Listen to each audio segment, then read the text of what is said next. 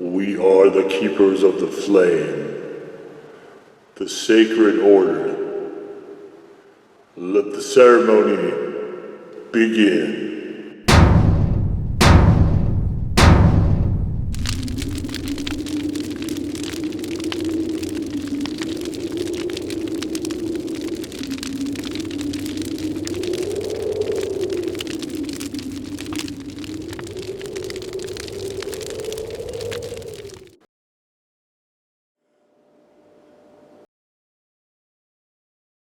And today, faithful acolytes, we take a look at this. Our ceremonial sauce comes courtesy of Roger Dams of Burn Your Tongue, cleverly not so hidden in the Quilted Bear in the Newgate Mall in Ogden, Utah. We raise our flames to Roger.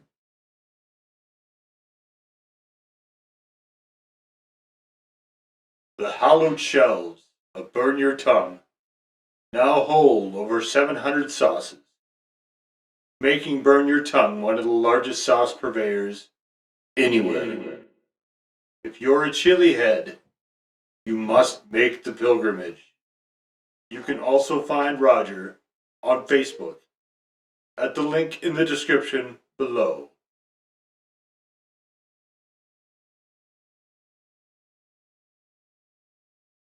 And what this is, from Gindo's The Spice of Life hot sauce, we have honey habanero, and we have a lusciously sweet, the fiery finish. You can see they are clearly going for the lighter colored sauce. So we have yellow bell peppers, vinegar, water, habanero, red bell peppers, sugar, pink Himalayan salt, honey, La Elaine salt, I don't know if I'm pronouncing that right, ground peppercorns, and xantho gum, which you probably would want to keep it all together. So you can see this is an 8-ounce bottle. This is the fastest, one of the fastest I've gone through 8 ounces of sauce. This is really tremendous. It's going for a sort of an everyday sauce type feel. And here's some of the things. Let's take a look at these. So we have frittatas, corn, eggs, asparagus, rice, shrimp, fish, chicken, tofu, tamales, pork wings, cooking sauce, avocado, marinade, treat mixer, glaze, dip, and spread. So yes, ubiquitous usage here is really what they're going for. And it's a handcrafted sauce from Gindo's, and I think are they New York? Where are they? Illinois. Batavia, Illinois. Alright, so what I decided to do with this is I've tried to eat as many of these things with this as I can, and more. Additional ones as well. And you'll see some of those when we get to the actual food section of this. But it has been fantastic on everything. Like it's one of those sauces, every day is a perfect moniker because you can put this on really damn near anything and have it be good. I would dare say that you could even try it as a dessert. One of the few sauces I would give that nod to. And so there is not actual fruit in this. There's a little bit of sweetener, but this really brings about the fruitiness not only of bells, but of habaneros. And it really does a great job of highlighting and showcasing that. But don't worry. Don't worry. It doesn't list fruit. Does it list fruit? I don't think it does. It doesn't list fruit, but that seems natural to me. So without giving away too many spoilers, stay tuned for what we're going to be eating here. But all right. You can see it flows well. It's I guess kind of medium consistency. It's not super thick, it's not runny, and it does stick pretty well to the spoon that does not like things stuck to it. So you can see it's this very lightish orange color. It looks gorgeous. This is a gorgeous looking sauce.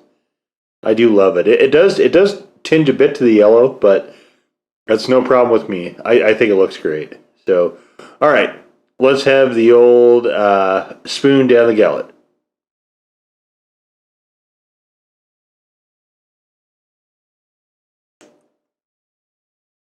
First thing you get the bells.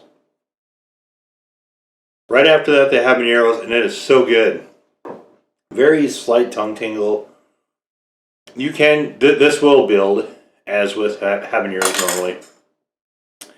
It has got just a very fruity, peppery flavor to it. I really like this. Got a little bit of astringency, which is tempered by the sugar, but it's not actually sweet. It's just really, really well crafted and really well done sauce. As I mentioned in the review, which is available in the description down below, this is my current leader, I guess I would say, the front runner for Sauce of the Year 2021. And it's one of those sauces I've definitely gone through faster than a lot of the other ones, certainly, in the stable. So, here's what I've decided. Let's take a look at what we have procured here. So, it did list chicken. So, we got a grilled chicken. And we got a grilled corn, and we've got a grilled pineapple. I made this all on the grill. So, we're basically going to be crafting a sort of a pineapple habanero here with the pineapple. We are going to be just throwing it on the corn, seeing how it does. I did try this. I'm not a huge fan of it. I'm going to be honest. It wasn't bad. Hot sauce and corn. Cooking it would have been interesting. I will say this. I did try this as a grilling sauce, and it just does not have enough sugar. I would have to modify it, actually, to make that work well. Here's the thing with this, right? No matter where you use it, the worst that you'll come up with is just okay. Which is a really, really strong statement for the flexibility of this. And, of course, this is just a grilled paprika chicken right here. We're going to use that. We're going to use this as a dipping sauce. So I actually had to cut this back a little bit to make sure I would have enough for this. So here it is. We're going to throw it on. We're going to throw it right here on the corn. And let's throw some here as a dipping sauce. So here's kind of where we're going with this. You can see it is right there on the pineapple. It is there on the corn, and it is off to the side. Now running towards you for the dipping sauce for the chicken. So let's start with the corn.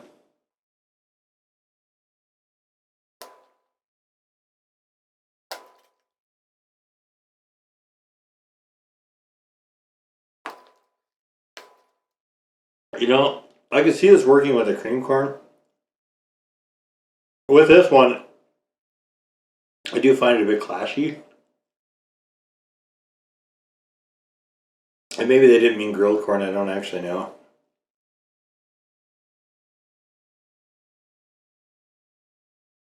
Let's get a little more on there. Let's sit for a minute.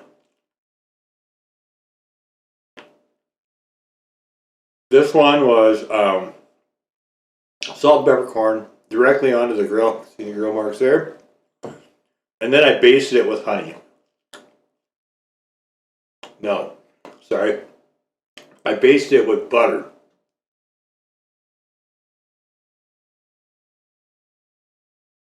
A couple times on the grill, and then again once I got it off the grill.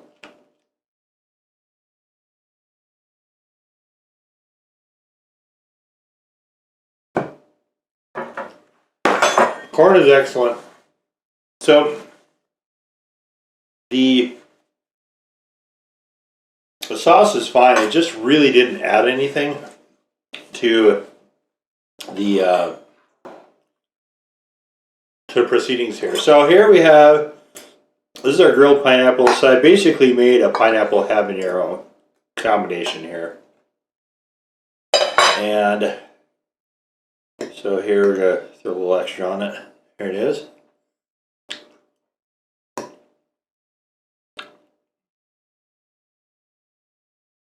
That's really good. All right. For pineapple, when I grill the pineapple, depending on how sweet it is, if it's really sweet, what I'll do Just a touch of kosher salt on one side. And then just a really light dusting brown sugar. That's what this is. This is so good. Oh my gosh. So if I'm Gindo's, I don't know if they're watching, but if I'm Gindo's, what I'm doing is I'm going to take like avocado and some of those other things off the list. I'm going to put grilled pineapple, even any grilled fruit.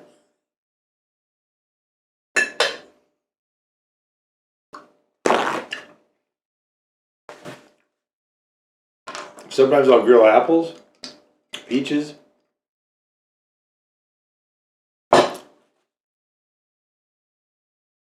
Grill all kinds of stuff. And this stuff will go really well, I feel, with all that. All right. Okay, so now we're down with the pineapple, which was excellent. The corn, which was, I did that just because it's listed on the bottle. I tried to go through everything a manufacturer suggests for their product. So,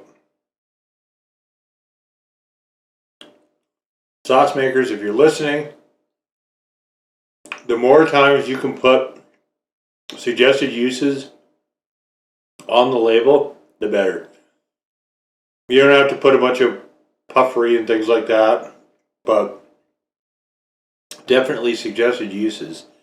That will carry a long way. And it's some will put them on the websites, which is also nice, but putting it on the label, because I don't think people are necessarily going to hop online when they're having dinner to see where the sauce should go.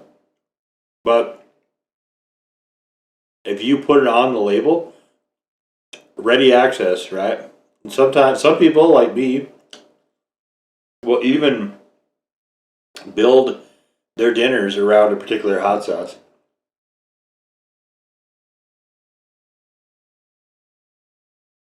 And I'm positive I'm not the only chili head that does stuff like that.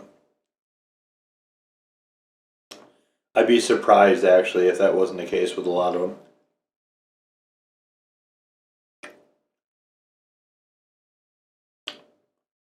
I'm going to tell you about this chicken. Let me tell you about the chicken. What we have here is a paprika chicken. And I'll do paprika chicken a couple different ways. One of them involves a lot of butter, but right now I'm trying to pull myself back into the sort of tune diet I used to have when I did all the gym rat stuff. So I'm trying to keep butter, stuff like that, down a little bit where possible. And with this one, so what I did was I hit it with some salt and pepper and then coated it with paprika. Let it sit for about an hour or so. I put it on the grill and I hit the second side, it's the same thing.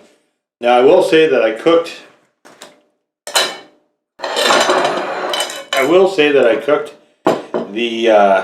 the chicken a little hotter than I normally do. I was excited to get back into grilling season, which I did yesterday as I filmed this. And I'm filming this probably not quite a month before you're going to see this. So anyway, I cooked it at a little bit higher heat than I normally would. But normally it'll look redder to be paprika. I do lemon and pepper chicken in a similar sort of way. Usually I'll just, coat one side, and then when I put the other side on the grill, seasoning down, then I'll hit the second side with more of the seasoning, and then that's all I'll do. And then I'll just let it cook naturally. So, but this wouldn't, I don't think lemon and pepper in this would mesh really well. Lemon and pepper is kind of its own thing, but this one with the paprika chicken was just excellent. I mean, that was a buzzsaw, right? Just whip right through that, right through the thigh there. So definitely pineapple and chicken. This is just a tremendous, tremendous sauce. Even on the corn, it wasn't bad on the corn. I just wished I would have had something different. It felt like the corn is wanting something different to me. And again, that might be changed just depending on how you approach your corn. Like I said, a cream corn, this would be really good in. But, putting a vegetable sauce, which basically a pepper sauce is, on top of vegetables, vegetable on top of another vegetable, not always my thing, I guess. Maybe that's the bottom line. So, yes, outstanding sauce. So this is one I will say everybody should try. So chili heads, I think you're going to need to be like me and angled more towards flavor to really be able to appreciate this. Heat wise, it's very, very moderate. There's not. Don't go to it looking for a flame because there really isn't one. If you're a non-chili head, there will be enough bite in there to kind of give you an idea of, I guess, that whole chili head lifestyle sort of thing. But flavor-wise, you can really get a good grasp on the so-called fruitiness of not only bell peppers, but also the habaneros as well, which is a neat trick. Very few, very, very few sauces do that. And you can see on my blog how many I've reviewed. And this is one of the very few that really, I think, focuses on that aspect of that pepper. But honey and habanero is a great combination. I've been saying it over and over and over again, and I will probably never stop saying it because it is one of those things that is just spectacular together. And this sauce does a great job of capturing that in sweets. Although I will say this, you don't get a whole ton of honey out of this. There's not a whole ton of honey. You're really looking at the parts making a whole, I think, rather than individual flavors. So, but the whole is magnificent. Definitely all the hype about Gindos. This sauce, at least, and I've got a few others I'll be doing this year. This sauce, at least, absolutely living up to it. Absolutely. So, but there you go. The Gindos honey habanero hot sauce. Now go forth in peace to serve the flame.